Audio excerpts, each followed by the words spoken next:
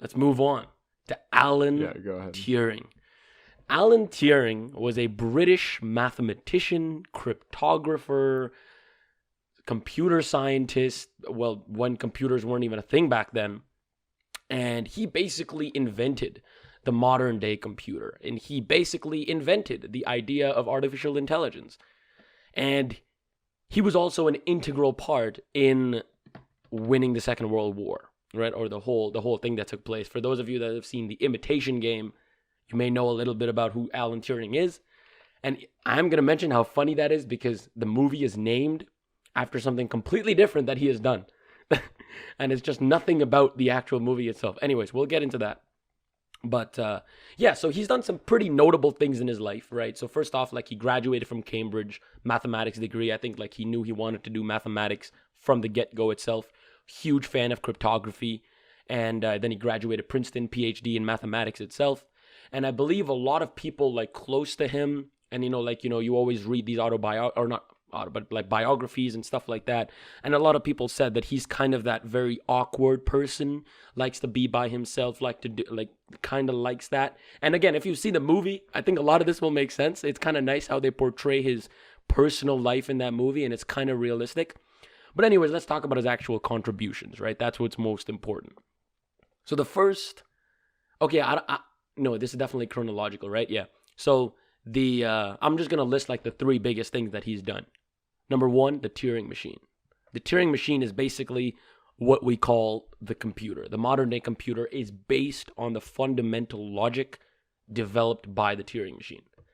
The second thing that he's done, very notably, in the Second World War itself, is crack the Enigma machine. Now, the Enigma or the Enigma code or whatever it was called was basically the Germans' encryption machine, way to send code between different locations.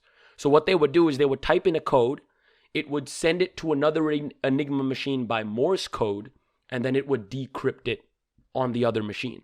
Now, obviously, the thing is, this was the most crazy thing to crack, right? This had been like uncrackable. There's like a crazy number of combinations to try to actually crack it. And the craziest thing, every day, the whole thing resets. The whole actual encryption resets. So there's a new page every single day. And again, like I'm just thinking about the movie as I'm saying this, because the movie is a lot about based on this. So whoever's watched it, you will notice a lot of things that I'm saying very similar to what he's doing. And, every day, day after day, like they're staying up and boom, the bell rings and they couldn't figure it out. And there's a new code already.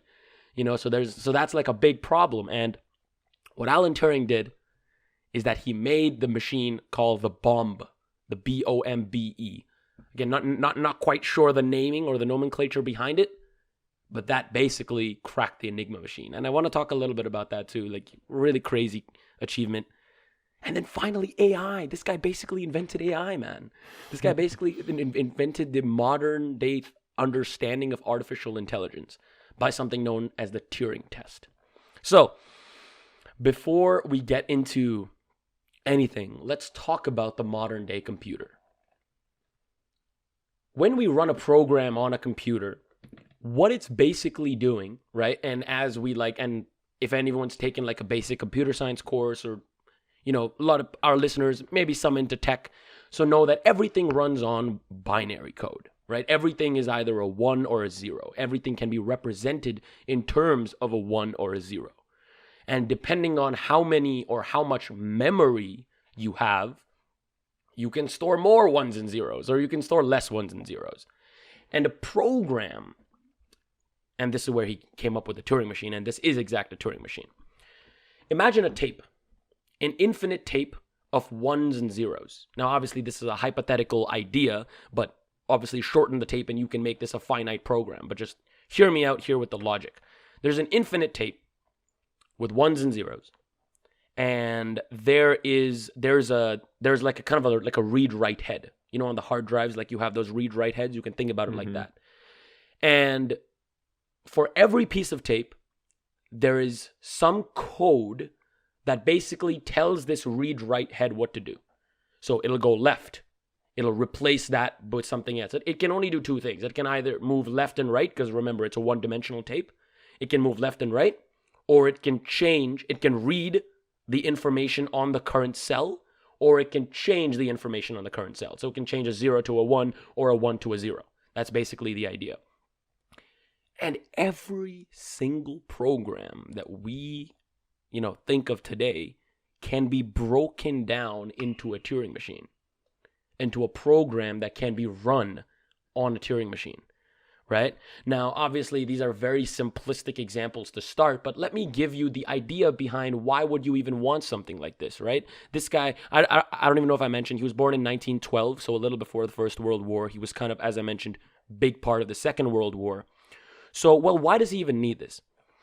So for hundreds of years, right, ever since like the 1700s or something like that, there were people called computers.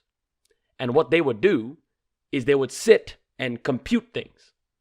So their job in a lot of these, I guess not really companies or whatever they were really back then that needed to compute, I guess for any research project or whatever, there would be people, and this is, again, back in the day, all women, that would be computers. They would literally be called computers. And on a job application, you could actually put down that you were a computer. And I really like that. And that's a little funny. Anyway, so that was the traditional definition of the computer. And then Alan Turing thinks, hey, what if I can mechanize the process of computing? So instead of adding two numbers by hand, you're adding it through some program.